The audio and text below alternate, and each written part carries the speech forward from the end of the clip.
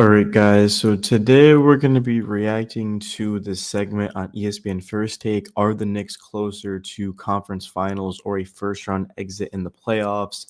Today is Monday, which means the Knicks are back in action on Thursday. They then have a back to back on the road at Cleveland. So home Thursday against Chicago, on the road against Cleveland, who, of course, is the one seed in the East. Now, this did come out 4 days ago, but still. I mean, nothing's changed. The Knicks haven't played.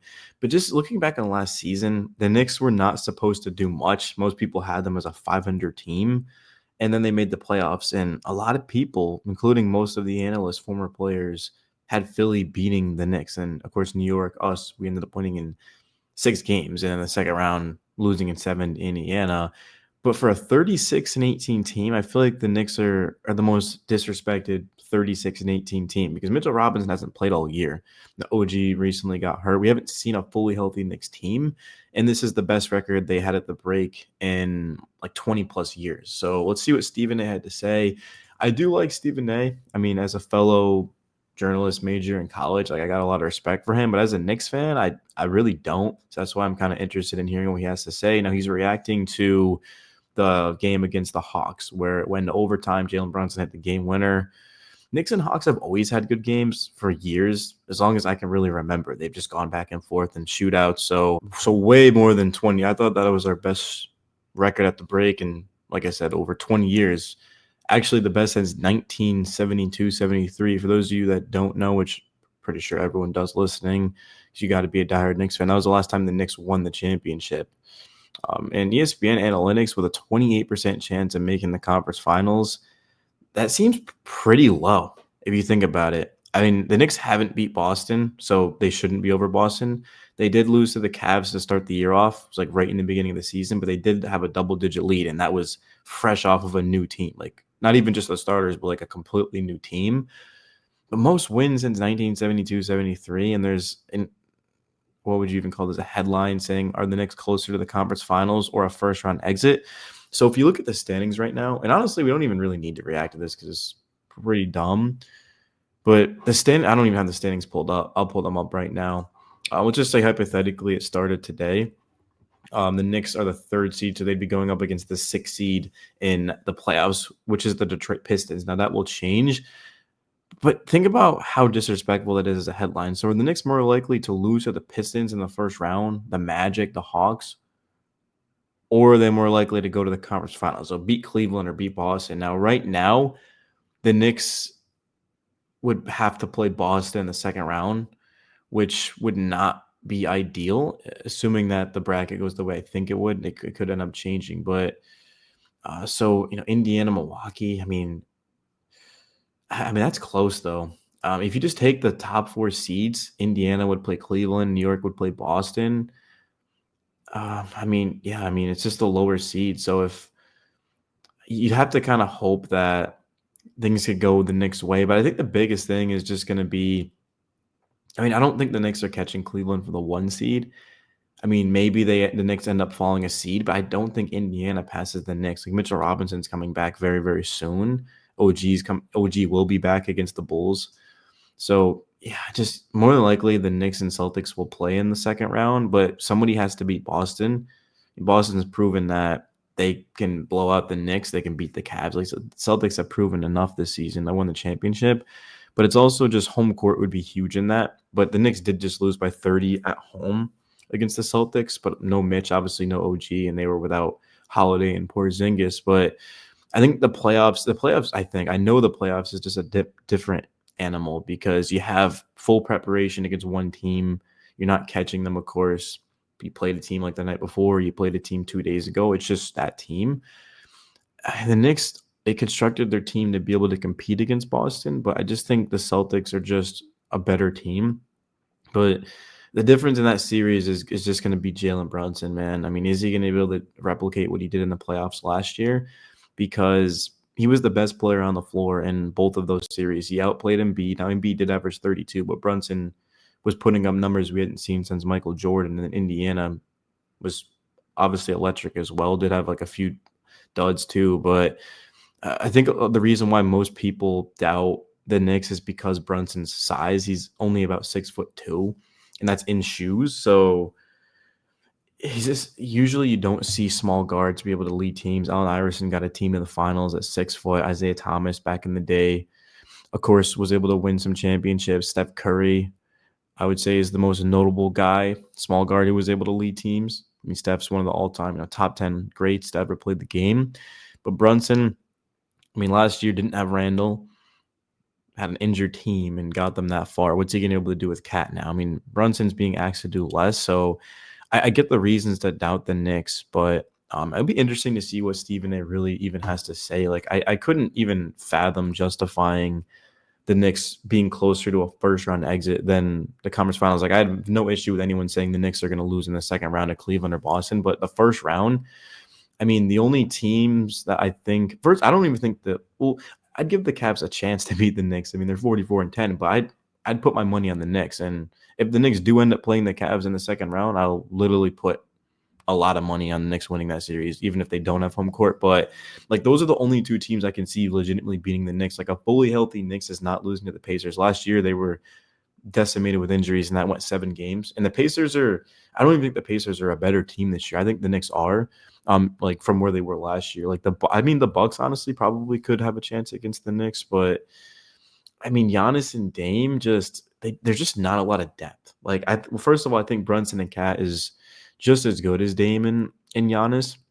Maybe I'd slightly favor the Bucks just because Giannis is like a MVP type of player, but if it is, it's not by much. And the rest of the roster, the Knicks are way better. OG, McHale, Deuce McBride, Mitchell Robinson. Like I don't even think it's close. And then like the other teams, they'd be lucky to get a game against the Knicks. Like the Knicks haven't lost to the Magic all year. Even when the Magic were the number one defensive team to start the season, the Knicks didn't lose to them. Like Atlanta, Miami, Chicago, like those teams couldn't even win more than a game against the Knicks. Philly is not even going to make the playoffs. Maybe they get into the play-in, but I think they're completely just cooked. So, but yeah, I guess we'll look at what Stephen A. has to say. So, 4 games as they head into the break. Their 36 wins, the most before the break since they won 39.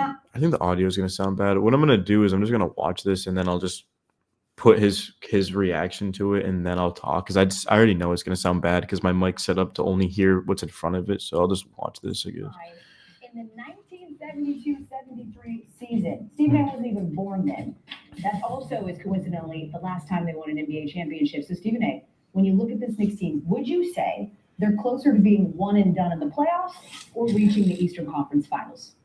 Well, I would say they're close to reaching the Eastern Conference Finals because I simply don't view anybody outside of Boston or Cleveland as a team that would beat them. But I have to confess to you, Al, and it's good to see you in that chair hosting the show on this particular day. Molly somewhere in some undisclosed tropical location on her. Mm-hmm. All right, but I find myself today looking at my buddy Brian Windhorst, and I'm pretty pissed off. I'm not happy. I'm not happy with him. I'm not happy with NBA aficionados. I'm not happy with the pundits. I'm not happy with anybody. We are not going to sit up here, even with the Knicks clearly being the third best team in the Eastern Conference, and sit up there and spread flowers and all of this other stuff on the New York Knicks. If you're the New York Knicks, listen, you're pissing me off.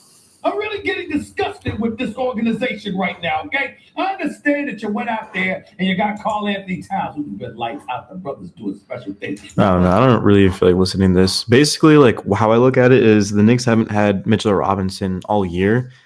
They bring in Cat, they bring in Bridges. They have 2 new players that they have to get acclimated to the starting 5. And they have their best record at the break since 1972-73. So I don't really see much of a reason to be pissed off about the Knicks. The Knicks have had some lackadaisical losses this year, but that's kind of who the Knicks are, is they get hot, they get cold. But I haven't seen enough to fear Cleveland yet. Boston's a team that I just don't think the Knicks can compete with. But Cleveland, I mean, I don't know. Like Cleveland, we've kind of seen this before where a lot of people pick Cleveland over us, and I get it's different, but I mean the Knicks to me are gonna have the 2 best players on the floor in that series. I would take Jalen Brunson over Donovan Mitchell, and anyone who doesn't clearly has not seen them match up. Brunson outplays him every time. Spida is a better defender, like there's no question about it, and he actually played basketball on the same court as me, which is kind of crazy too. But it's just the fact, like Cat too, like Cat this season statistically is having the best year of his career. He's averaging 25, 13, and 3 on 53.4% from the field. Now, he did sprain his thumb, and Cat was shooting 45 from 3, and he ended up spraining his thumb, which is why you see he's still going to be an elite number, but he's shooting 43.8% from 3. Honestly, didn't even know it was that high. I thought it was going to be low 40s, but I mean, he was probably closer to 50 now that I think about it then, because it wasn't that. It was definitely like a greater disparity than that. But so you have Brunson, you have Cat. I'd say they've got more star power. Like they've got Mobley, they've got Garland, they've got Mitchell, and they've got Allen. The Knicks have the two like big names, but Mikal OG, Mitchell Robinson. I mean, that's a lot of talent. And also like the Knicks bench is kind of the issue too. Is the Knicks have a bench that just hasn't produced this year, but it also hasn't been given much of a chance. Like if you truly think about it, I mean, that's going to be something that the Knicks want to work on in the second half, is to give more minutes to like Deuce and Payne and Shamit. TJ Warren is eligible to be signed to the active roster March 1st. Mitchell Robinson's coming back. Ariel Hukporti is a name to keep an eye on. So I don't honestly think the Knicks will have the type of half as they did in the first half. I mean, 36 and 18 is a really, really good first half. I mean, in terms of the entire league, that would put the Knicks as the 5th best team. Like, I don't think the Knicks are going to have the 5th best second half, but at the same time, as we learned, seeding doesn't matter. The Pacers were a lower seed and they beat the Knicks last season. Like, the Knicks can be a lower seed, and if anything, it could help them, right? If I'm the Knicks, I don't want to play Boston until the conference finals, because that's the team that you fear the most, that matches the best with you, with anyone. So that's kind of the key. But you also don't want to lose intentionally to get, let's say, the Cavs, because that never works. Like the Cavs are going to find out about that and be like, oh, you lost on purpose to get us, and it gives them extra motivation. So I think the Knicks should obviously intentionally win every game they can, but also realize that the biggest thing is health and longevity. So play the bench more, even if it equates to more losses. Just knowing that, hey, look, come playoff time, we've got a much healthier team because we took some of the minutes off of our players. So Mikal Bridges, for example, led the first half of the season in minutes. OG and, of course, Josh Hart followed him. So you can't have 3 guys leading the league in minutes. Like, you're just never going to win that way. That's why Tibbs he did win a championship as an assistant in Boston, but he hasn't really gotten anywhere as a head coach, is because his guys don't make it to the finish line. Like Derrick Rose, the reason why he tore his ACL, of course, back in the day, looked like he was going to be one of the all-time greats. I mean, Rose was in a game that he had no business being in. He left. That was a playoff game too. So, and then obviously the Bulls went on to lose that series. So, yeah, that's pretty much all I got. I just don't see a reason to even listen to any exaggerations. I mean, how can you complain about your team being the 5th best record in basketball with 2 completely different new players in the starting lineup, including not having Mitchell Robinson, who's one of your best players?